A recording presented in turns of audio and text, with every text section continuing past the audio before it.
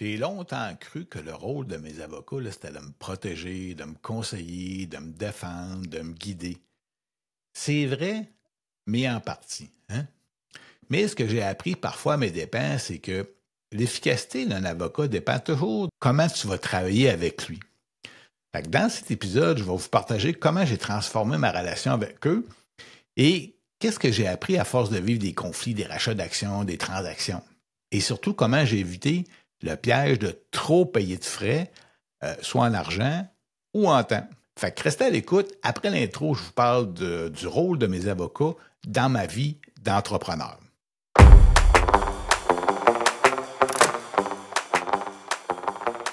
Alors, bonjour tout le monde, bienvenue dans un autre épisode du podcast de l'entrepreneur compteur. Aujourd'hui, on va parler d'avocat, un autre sujet intéressant. On est dans l'épisode 20, quand même. Ça fait quand même 20 épisodes, 20 semaines. Beau plateau que j'ai atteint. Fait qu'on va parler aujourd'hui du rôle des avocats dans l'entreprise, ou en tout cas dans ma vie d'entrepreneur. Comment je m'en ai... Comment j'ai eu besoin de leur service pour faire des transactions, régler des conflits d'actionnaires, faire des contrats. Bref, je vous décortique ça dans deux histoires. J'ai une histoire qui est un petit peu plus longue, qui explique où est-ce que j'ai tout appris, comment ça marche avec eux. Puis une deuxième, comment j'applique une recette que j'applique tout le temps à cette heure. Fait que la première histoire, ça commence comme suit. Dans le fond, ça commence en 2008. À ce moment-là, je suis tombé en conflit d'actionnaire avec une personne, dans le fond, qui ne voulait pas nécessairement sortir de l'organisation. Je vous explique. Elle était sortie physiquement, mais il y avait tout le rachat des actions sur lequel on ne s'entendait pas. Et là, on est tombé en conflit avec ça, pas être capable de régler cette situation-là. Et ça a duré pratiquement 2 ans. Puis, ce qui est arrivé surtout, c'est que, moi, ça ne m'était jamais arrivé d'avoir un conflit avec un actionnaire. S'entend-tu? C'est pas à tous les jours que ça nous arrive. Et là, c'était assez, je dirais pas violent, là, mais c'était quand même assez... on était comme dans un film dans cette situation-là. Fait que ce qui est arrivé, c'est que tout le long du conflit, un conflit, c'est avec une autre personne, ce qui arrive, c'est qu'on ne s'entend pas sur quelque chose. Fait que là, ce qu'on fait, c'est que nos avocats parlent aux autres avocats, puis là, on s'échange du papier. Bon, OK, on fait ci, on fait ça. On fait un petit bout en cours. On négocie un peu, on recule. Bref, tout ça, ça dure 2 ans. Puis après 18 mois, et là, j'étais rendu à 150 000 d'honoraires de dépenser là-dedans. Là, je trouvais que... Puis, tu sais, ça commençait à être pesant au niveau de la finance. Fait que là, mon avocat, je pense qu'il a vu ça un petit peu, il a dû voir que je commençais à être essoufflé. Il m'a proposé, « Hey, Stéphane, si on faisait une rencontre devant un juge pour négocier. » Il m'a dit, « Crime de bonne idée, tu sais. » Fait que là, on fait une rencontre à la Cour du Québec, devant un juge de la Cour du Québec. Et là, tout le monde est là. On doit être à peu près 7-8. C'est notre partie, la partie de l'autre ex-associé, Et là, toute la journée, on négocie avec le juge. Presque à la fin de la journée, on a une entente. Fait qu'on met tout ça sur papier, le sceau de la Cour du Québec. Bref, on a canné ça. Puis là, c'est sûr que ça a été finalisé peut-être 4-5 mois plus tard pour le rachat des actions, tout ça, mais au moins, on avait finalisé le dossier. Fait que là, moi, quand je suis sorti de là, je me suis dit, comment ça qu'on n'a pas fait ça avant? Hein? C'est sur le coup, je n'ai pas pensé, là. Mais après ça, après avoir réglé, je me dis, comment ça qu'on n'a pas fait la rencontre devant un juge avant? Ça m'aurait peut-être évité de dépenser 150 000 $, ou en tout cas, je l'aurais payé un petit peu moins. Fait que ça m'est resté dans ma tête. Et là, j'ai quand même réfléchi à tout ce qui s'était passé pendant ces 2 ans-là. Et je me suis aperçu que j'avais pas le bon rôle là-dedans. C'est que j'avais un rôle qui était plus passif. C'était comme mes avocats qui dirigeaient un peu la parade. Puis c'était correct, là, je veux dire, moi, je connaissais rien là-dedans. Mais c'était pas la méthode, OK? C'est pas la méthode qui va te coûter le moins cher. Tu comprends?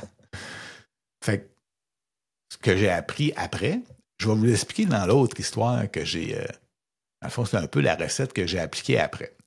La deuxième histoire, ça se passe en 2016. Un petit peu plus tard, ça faisait peut-être 6 ans que le premier conflit était réglé. Et là, encore là, j'ai un associé qui décide, qui veut quitter l'organisation. Ben correct, on s'est rencontrés, il me dit qu'il veut partir, c'est parfait. J'ai dit, puis je dis avant, j'ai dit, parle pas aux avocats tout de suite. Parce que si tu parles aux avocats, là, on va se rentrer dans quelque chose qui sera pas vraiment le fun. Puis peut-être qu'on va tomber en chicane. Parce que d'autres, ils vont nous amener sur un autre terrain qui a plein de mines. Fait qu'embarque-les pas tout de suite. C'est bien important si tu veux sauver des sous.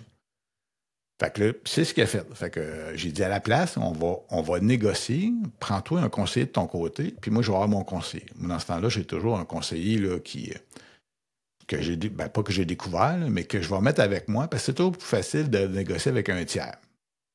Fait qu'on s'est rencontrés, on a négocié avec nos tiers, on s'entend sur une transaction, bref, tout va bien. Et là, quand tout a été, je vous dirais, entendu, ben là, on a envoyé ça à nos avocats pour que d'autres fassent la transaction, les papiers, puis là, ben, c'est sûr qu'ils nous reviennent avec des petits ajustements, mais au moins, moi, j'ai à cette heure, ce que je fais avec d'autres, c'est que je les amène à la dernière, en dernier. Mais c'est sûr que je les ai avisés en amont. Parce que lorsque c'est arrivé le début avec mon associé qui me disait qu'elle allait quitter, j'avais quand même appelé mes avocats pour dire, écoute, j'ai un associé qui s'en va, je vais avoir tes services. Puis là, c'est sûr que lui, il voulait embarquer ça dans le dossier, mais j'ai dit pas tout de suite. J'ai dit là, je vais travailler ça avec mon conseiller, puis c'est lui qui va t'envoyer la commande de comment on va faire la transaction. OK? Fait que c'est le même que j'ai réglé ça. Fait qu'on on a procédé comme ça, on a fait la transaction, puis tout s'est bien passé. Fait qu'il n'y a pas eu de tension, on n'a pas eu de surprise, les frais ont été raisonnables, puis surtout, ben, j'avais le contrôle de la transaction du début jusqu'à la fin. Fait que contrairement à l'épisode de 2008 ou 2010, où là, j'avais un rôle plus passif, là, c'est moi qui dirigeais un peu plus la transaction. Puis, dans le fond, ma recette, c'est assez simple, c'est que c'est moi, je vous dirais que le premier point, c'est que c'est moi qui impose le rythme. Hein? C'est moi qui dis un peu, je ne dis pas quoi faire, mais je dis comment ça va se passer. OK? Et là, c'est sûr que mes avocats et mon conseiller sont comme un peu, ils vont m'aider là-dedans, mais c'est moi qui garde le lead de la transaction. Et le deuxième point qui est en lien avec ça aussi, c'est que j'explique clairement le cadre. Bon, voici comment ça va marcher, voici quand je vais avoir besoin de toi, voici comment ça va se passer dans le temps. Super important. Et le troisième, c'est que je décide quand je vais avoir besoin de mon avocat. Là, je l'avais avisé au début, puis je l'ai amené quand c'était le temps. Et si en cours de route, j'en ai besoin, je l'appelle, je lui demande l'info. OK? C'est normal. Puis le quatrième point, quand je fais une transaction ou quand je règle ça, j'implique toujours un tiers. Parce que la raison pourquoi j'amène un tiers ou mon conseiller financier, dans le fond, c'est que une transaction, c'est toujours émotif. Hein? Puis, quand tu négocies juste, mettons, deux ex-associés ensemble ou deux hommes d'affaires, c'est toujours un peu confrontant au niveau soit de tes valeurs, soit de tes émotions. Fait que quand tu amènes un tiers, ben, c'est plus facile d'intégrer ça. Puis souvent, c'est lui qui va négocier pour toi. Moi, c'est ce que je fais à cette heure. Puis toutes les transactions que j'ai faites après avec des associés, tout ça, je les ai toutes en fait de cette façon-là et ça s'est toujours bien passé. Fait que ce que j'ai appris dans tout ça, c'est que, dans le fond, travailler avec un avocat, là, c'est pas comme appuyer sur un bouton et dire, ben, je vais résoudre le problème comme ça. Non, non, non, non. T'sais, lui, là, il faut que ça soit clair dans tes intentions, comment tu vas fonctionner avec lui pour que tu aies le meilleur travail de lui.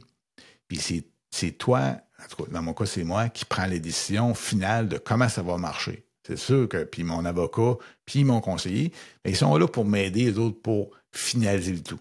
Mais la stratégie, c'est moi qui la maintiens avec l'aide de ces deux personnes-là.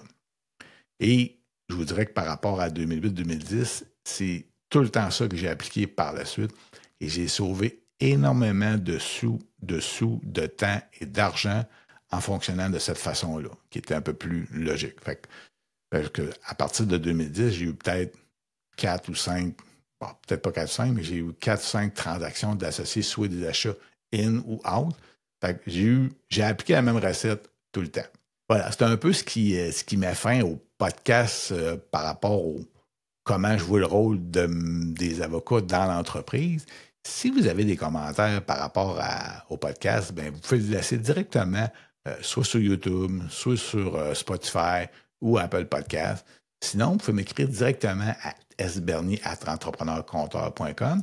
Et si vous avez aimé le truc ou ce que j'ai dit, ben likez, abonnez-vous, bref, moi j'aime ça, l'algorithme aime ça, puis bref, tout le monde aime ça.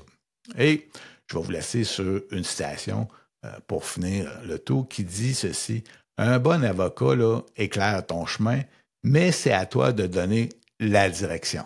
Hein? La direction étant la vision. Fait que sur ça, je vous remercie. Je vous donne rendez-vous la semaine prochaine pour un autre épisode du podcast de l'entrepreneur compteur. Bonne semaine. Ciao, ciao.